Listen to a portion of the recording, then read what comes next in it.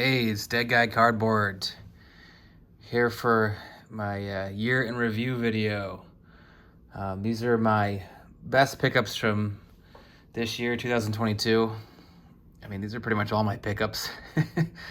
My strategy this year, as well as last year and even the previous year, was to just look for cards with great eye appeal. I still think we haven't reached the bottom, of card prices going down, so I wanted to be very careful what I picked up, either picking up really rare cards or cards that are just hard to find with great eye appeal.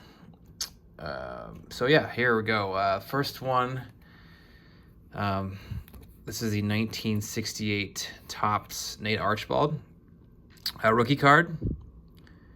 Really good looking card. I wouldn't be surprised if this gets probably a 7. I mean, if you're looking at it from here, it looks like maybe an 8, but I can see a little bit of some edge wear here. One thing you should always look out for when you're trying to assess what the grade is, or even if you get a card back that's like a 4 that looks like maybe it could be a 7 or an 8, is always look at cards under natural light, because the natural light, if you just hold up to a window, can really show some wrinkles and things you wouldn't normally see. So 9 out of 10 times when you go understand why a card is graded so low, it's probably because it's a wrinkle, and you can only see it, if you hold it up to natural light. Then I picked up another 1998 Bowman Chrome Golden Anniversary Refractor. These are out just 5. I had the one marked 1, and then I happened to find the second one.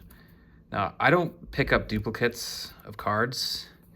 I like to keep my collection pretty small, but I couldn't pass up the opportunity of picking up a second Golden Anniversary Refractor since they're so rare. I picked up this Topps Chrome rookie card of Carson Palmer. This is the black refractor out of just 100. Pretty tough card to find, and I love Palmer. I think he would have been a Hall of Famer had he been on a better team. USC Heisman Trophy winner. Had a rocket of an arm. I dabbled a little bit in Colgan's chips as well. Like, this is the Joe Kelly. He's a Hall of Famer. At the time, he was on a minor league team in Toronto. And then a few others like this George Stone, which is graded. But I can't decide if I want to go after the whole sets. I try to keep my collecting focused so I can save up and buy some bigger cards. And as soon as I branch out into other segments of my collection, that kind of affects collecting in, say, the 3,000 hit club or 500 home club. So I don't know. I just love the look of these cards, but they can get pretty pricey if you go after the whole set. But who knows? I might just start picking up some of the Hall of Famers, but I love the look of those Colgan chips. And then I always pick up Lionel Carter cards that I find that go for a good price. And I've talked about him many times. If you don't know who he is, just, I guess, YouTube search Lionel Carter collection and you'll find my video. He was a pioneer of the hobby, had an outstanding collection. From 1932 onward, that's when he started collecting cards. He would pull them out of packs and put them directly in albums. But any cards before 1932, he would trade up for and find the best condition cards possible, and he would store them away in these albums. So his cards are just so, honestly, just pack fresh looking. And so this is like, I now have 3 of his cards from his collection. I mean, look at the color on these things. It's my first T207 too. T207 came after T206. Well, I went T206, T205, and then T207. But always happy to pick up a Lionel Carter card. And then these are some cards I picked up at the National in Atlantic City. I was only there for a day and a half. I had to rush home because my wife had rather recently given birth to our daughter, so I didn't want to keep her alone for too long. But I was able to find some cards I was looking for.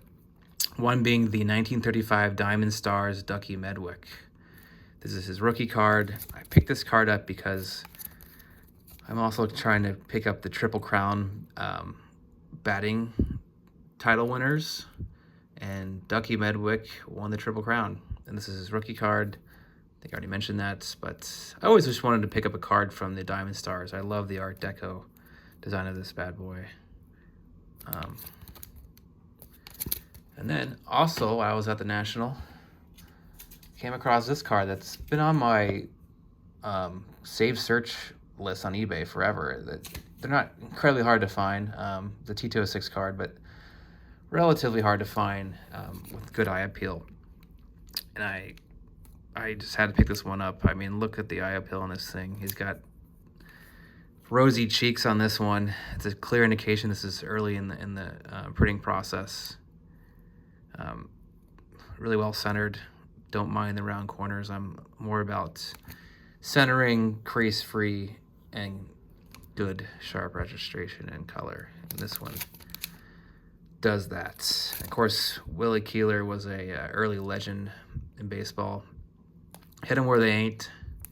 He could hit anything. This is his second to last year in the majors. He started in the 1800s.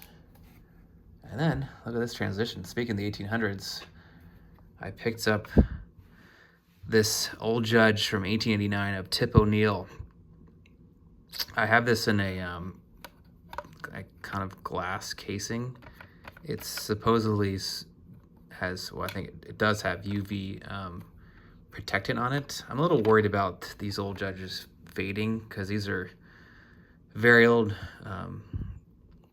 real photography cards that do fade, and you pay a premium for ones that are not faded. I certainly paid quite the premium for this card. Essentially twice as much as a normal Tip O'Neill card would go for.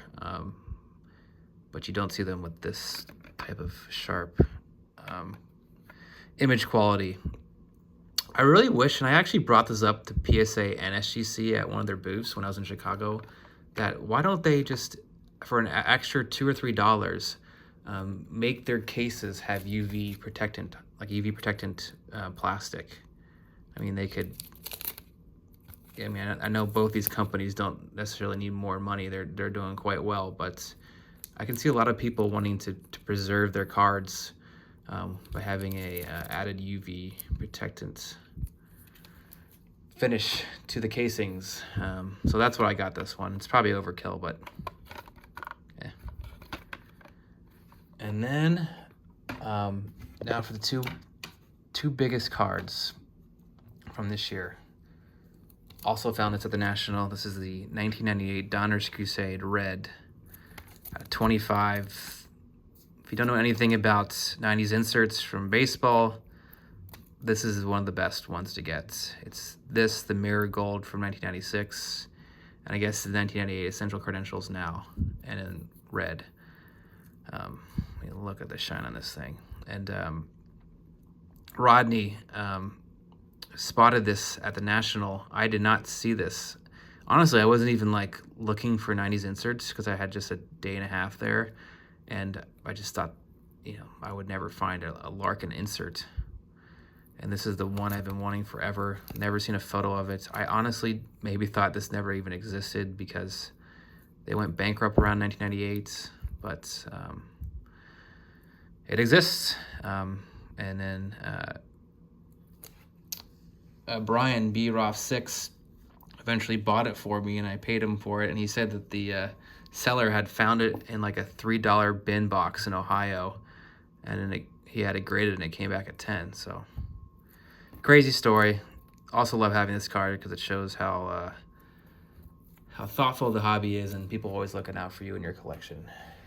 And finally, wanted this card for a long time. Holy grail for me.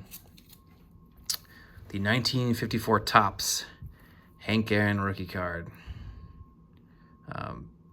I think aesthetically is one of the most, best looking vintage sports cards out there. Just love it. This is a pretty well centered copy. Pretty free from any snow or print marks. It's often hard to find 54 tops centered and without any kind of print marks on it. This is in the old slab, but I have a lot of confidence that this would get a 5 in even today's standards.